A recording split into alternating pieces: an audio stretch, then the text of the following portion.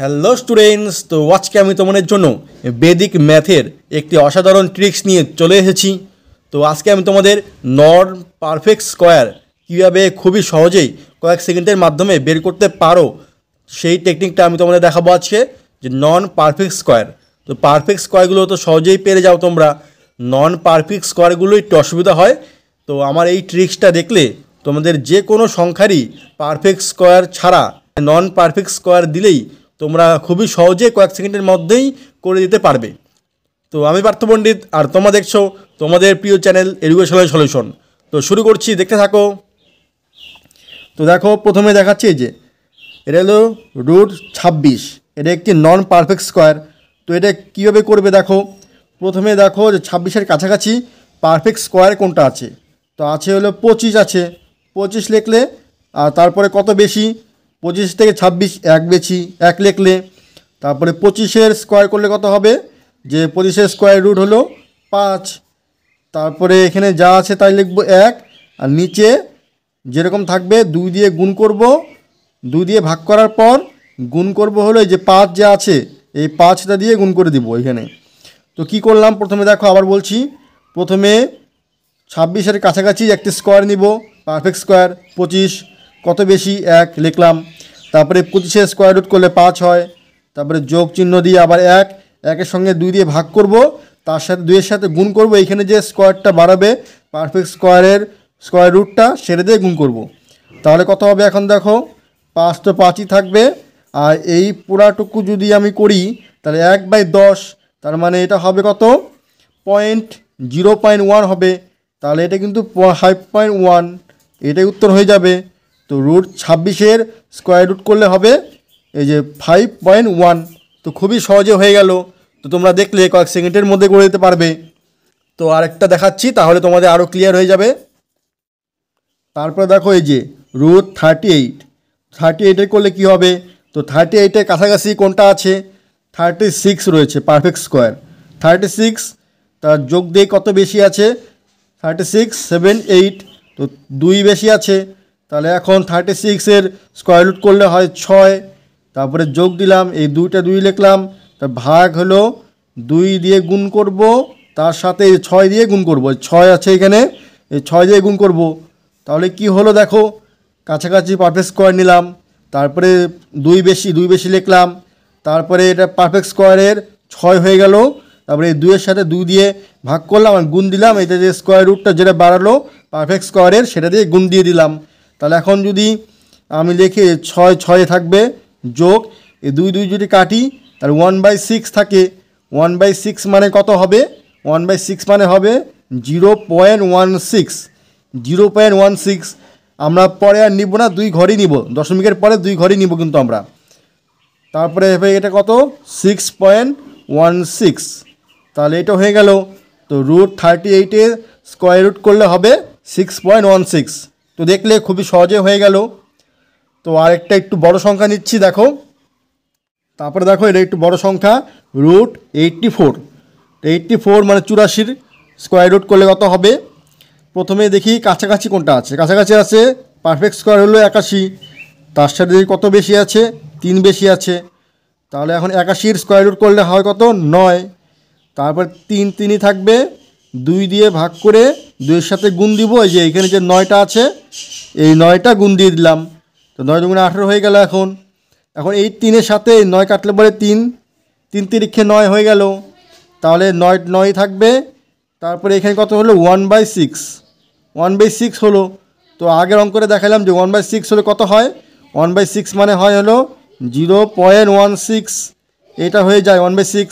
তাহলে এখন 9-এর সাথে এটা যোগ করলে কত হবে, 9.16। তো এটা হয়ে গেল উত্তর, যে √84-এর অ্যান্সার হবে 9.16।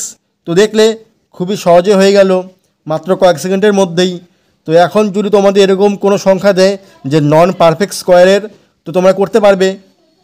এখন আরেকটু বড় সংখ্যা নিয়ে দেখি, 3 ডিজিটের। এতক্ষণ 2 ডিজিট নিয়ে দেখালাম, এখন 3 ডিজিটের সংখ্যা থাকলে পরে কী হবে সেটাও দেখিয়ে দিচ্ছি, একই রকমই হবে প্রসেসটা।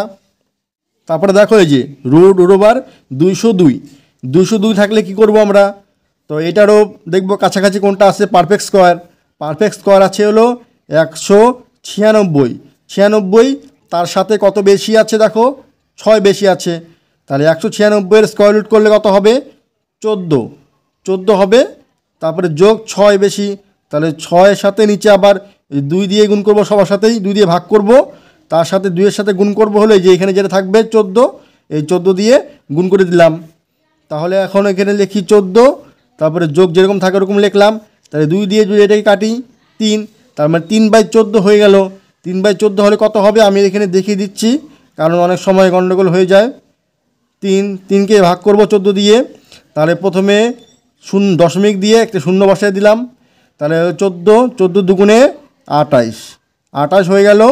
এখন হবে কত 2, দশমিক জন্য আরেকটা শূন্য বসিয়ে দিলাম।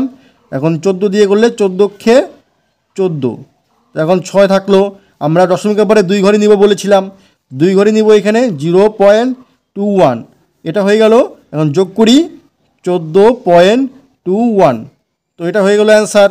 তো √202 এর করলে পরে হবে 14.21, তো এটা হয়ে গেল উত্তর। দেখলে কত সহজেই হয়ে গেল। তো দেখো এটা আমি এখন দেখিয়ে দিলাম কারণ তোমাদের কনসেপ্টটা ক্লিয়ার করার জন্য।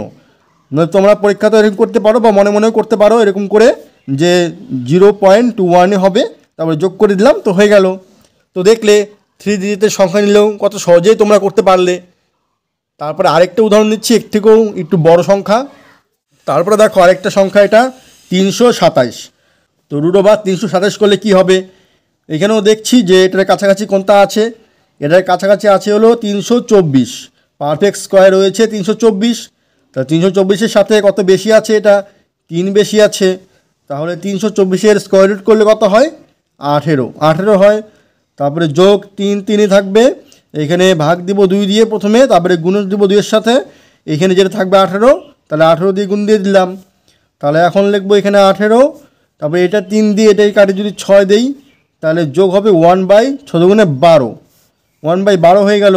তাহলে 18 থাকবে, যোগ দিব 1/12 থাকলে কি হবে দেখো, এই যে 12কে মানে 1কে 12 দিয়ে ভাগ করব, তার দশমিক দিয়ে একটা শূন্য বসাবো, তাও হচ্ছে না, দশমিকের পরে তাহলে আরেকটা শূন্য দিব, তাহলে আরেকটা শূন্য বসাবো এখানে, তাহলে 100।